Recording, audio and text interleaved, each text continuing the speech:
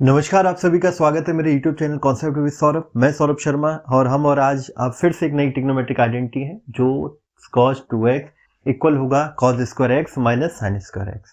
जो cos square x है वो चार वैल्यूज के इक्वल होता है अलग अलग तरीके से, या ये मैं कह दूं cos स्क्वायर x प्लस ये वैल्यूज आपस में रिलेटेड है।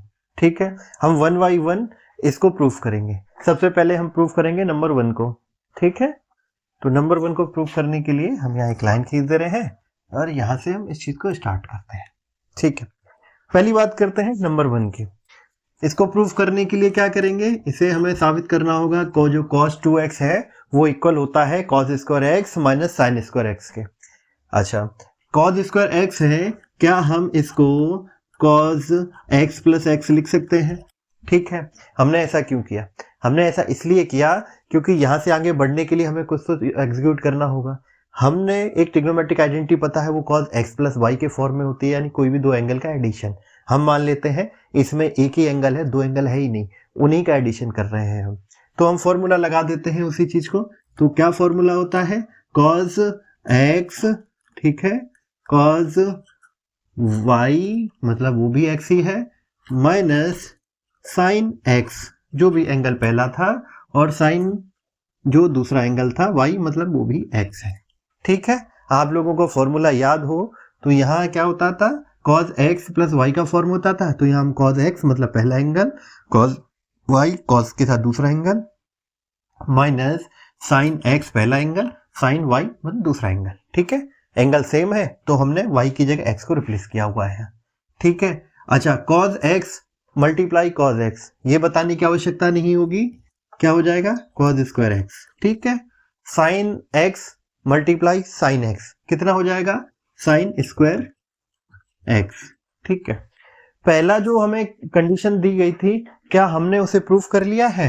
हमने उसे प्रूफ कर लिया, तो हमने इसको हाईलाइट कर दिया। भाई ये हमारा काम यहां तक हो गया डन। तो जो नंबर वन था ये हमने प्रूफ करके दिखा दिया। ठीक बात है, बात करते हैं यहां से नंबर टू की। नंबर टू को कैसे प्रूफ करेंगे? अच्छा, ये चीज आपको याद है ना यहां तक कि हमने ये यहां तक रखा हुआ है? ठीक है, ओके, चलो नंबर टू को भी यहीं से आगे एग्जीक्यूट कर लेते हैं। मैं यहाँ एरो बना देता हूं जिससे आपको पता रहे। नंबर टू यहां से हम एग्जीक्यूट कर रहे हैं। ठीक, हम सभी जानते हैं कि cos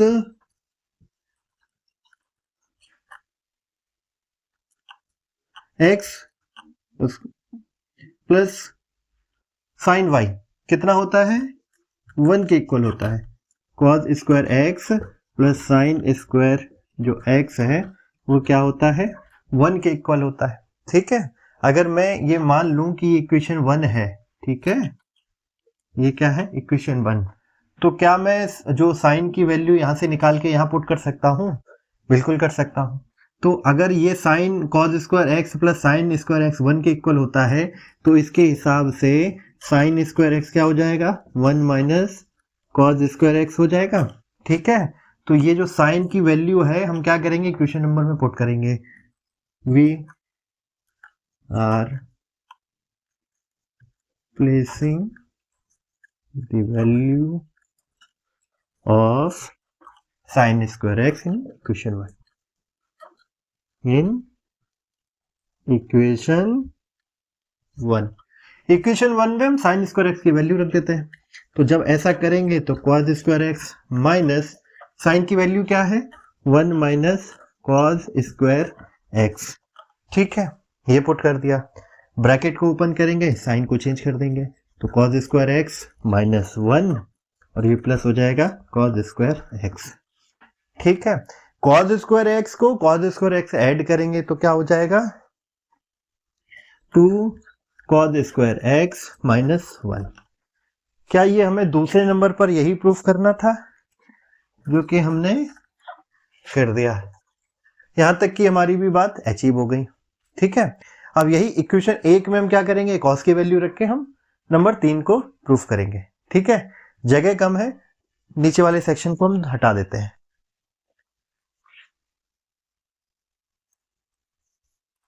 ठीक है, ये यहां तक रहने देते हैं। हम ये भी हटा देते हैं।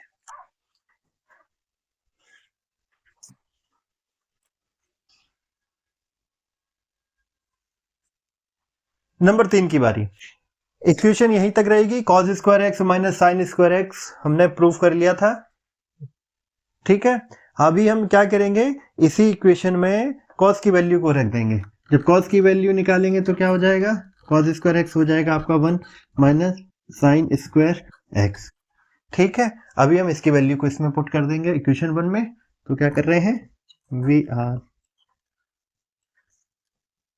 Replacing the value of cos square x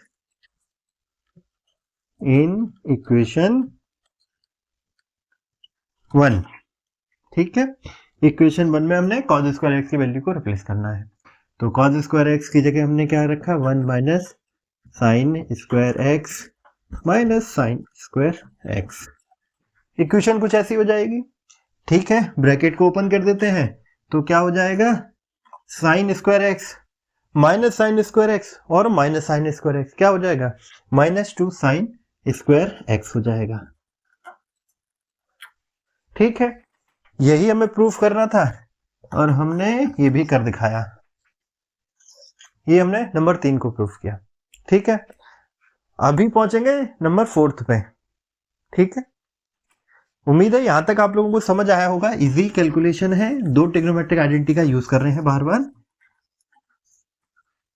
ठीक है,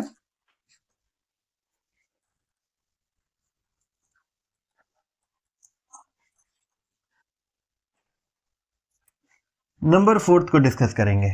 ठीक है, इक्वेशन 1 है, इसी पे चलते हैं।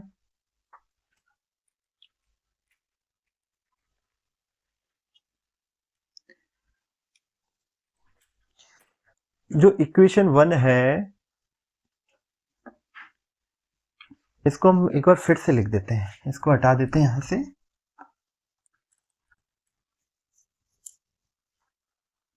ठीक है, यहां तक हमने प्रूफ कर लिया था कि cos square x minus sign square x. ठीक है, क्या आप इसको इस फॉर्म में लिख सकते हैं, cos square x minus sign square x upon 1। अब इसका क्या चक्कर है, यहां एक ट्रिकी खेल है। 1 है और हम सभी जानते हैं क्या कि cos square x plus sine square x ये क्या होता है, 1 के इक्वल होता है। अभी जो इक्वेशन 1 है, क्या हम 1 की जगह cos square x sign square x रख देंगे, हम ऐसा ही करने वाले हैं। जब हम वैल्यू को रिप्लेस करेंगे तो वी गेट, हमें क्या मिलेगा, हमें मिलेगा cos square x minus sign square x upon cos square x plus sine square x. ठीक है, हमें प्रूफ क्या करना है, cos स्क्वायर एक्स। ठीक है, 1 माइनस cos स्क्वायर एक्स। तो हम क्या करेंगे, cos स्क्वायर एक्स से दोनों ही यानी न्यूमरेटर और डिनोमिनेटर दोनों में डिवाइड कर देंगे। Dividing numerator and denominator y cos x।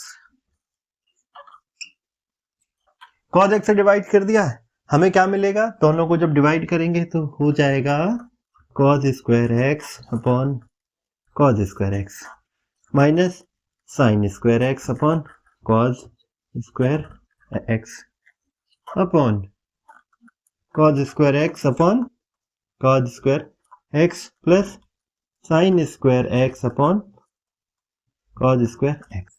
ठीक है, जगह कम है, ऊपर जगह बना लेते हैं और इसी टर्म को मैं दोबारा लिख देता हूं जिससे ये प्रॉपर विजिबल हो। इसको हम यहां ले आए। ठीक है, तो ये हम दोबारा लिख दे रहे हैं जिससे आप लोगों को आसानी से दिख सके। cos square x plus cos square x minus sign square x upon cos square x. ठीक है, और यहां था cos square x upon cos square x plus sine square x upon cos square x. ठीक है, इस इक्वेशन में हमने कॉस स्क्वायर, ये यहां मैंने स्क्वायर नहीं लगाया, ये स्क्वायर से डिवाइड करेंगे।